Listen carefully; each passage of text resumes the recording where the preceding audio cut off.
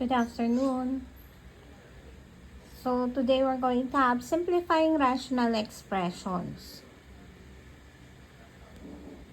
So, paano tayo makapag-solve ng mga operations on rational expressions? Siyempre, kinahanglan kaya natin i-simplify yung expressions. For example, you have 2x squared minus 8x over 4x. Hindi natin pwedeng basta paghiwalayin si 2x squared minus 8x kasi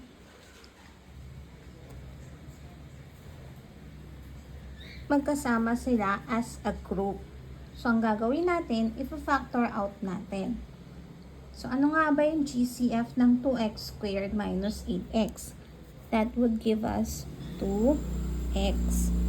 So, pag pinactor out natin si 2x, ang matitira kay 2x squared ay x na lang.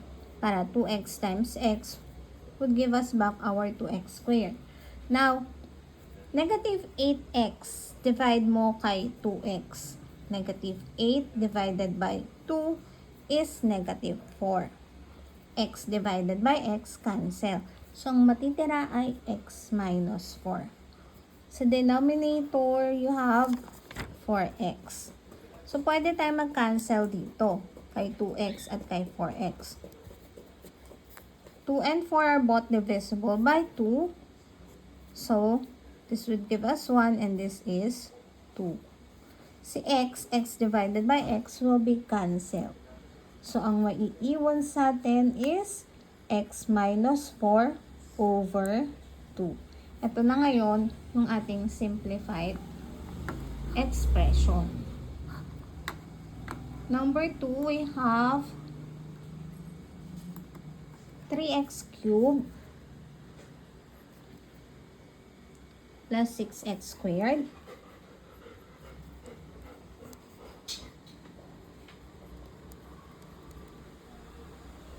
over 9x squared.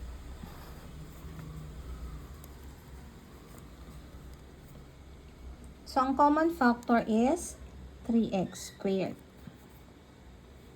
Pag hinahanap natin yung GCF, pagdating doon sa numerical coefficient, kung sino yung mas mababa.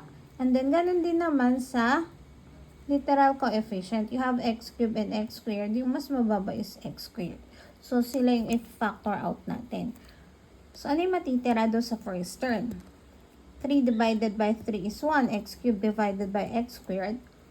Matitira na lang is x. For the second term, you have 6 divided by 3. That would give us positive 2. X squared divided by x squared is 1. So, we now have x plus 2.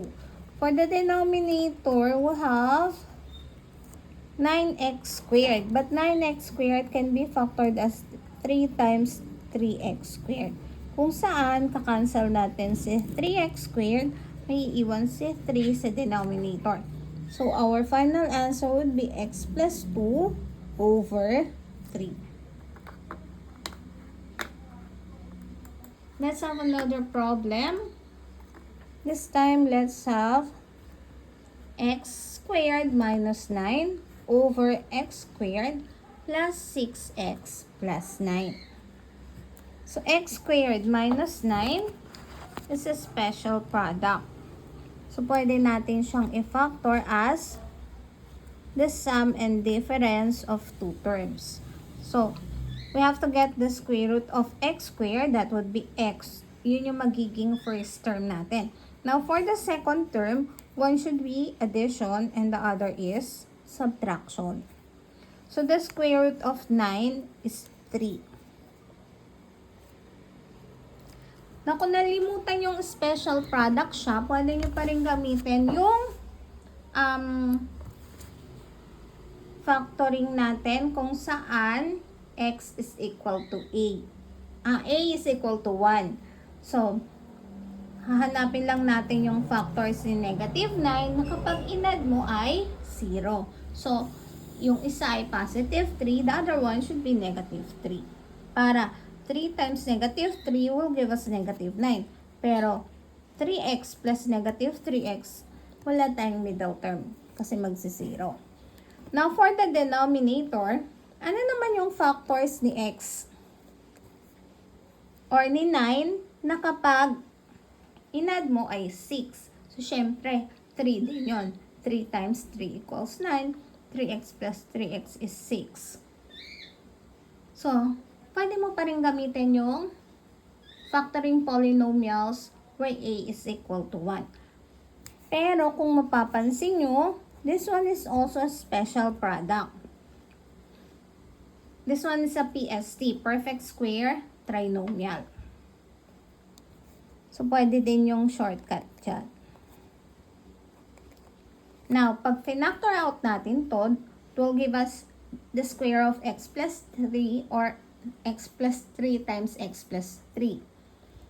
Wherein, pwede nating i-cancel si x plus 3. Ang matitira sa atin is x minus 3 over x plus 3. Hindi na tayo pwedeng mag-factor pa. Ito na yung ating final answer.